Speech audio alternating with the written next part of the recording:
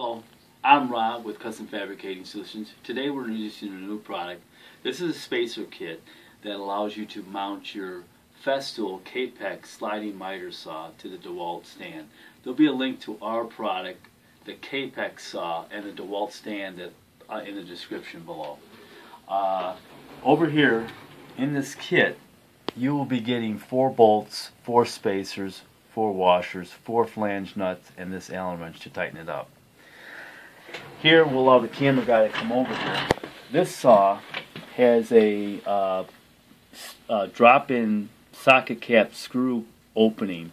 So we've got that bolt there, the right bolt that fits in that opening, and the spacer that's necessary to clear this foot right here. This foot would tilt this mounting bracket. Well, with that spacer, it allows it to elevate it so it does not create a binding issue to tighten that. So now that allows you to torque that on there and mount that to this stand. We're making it easier here at Custom Fabricating Solutions. Thank you very much.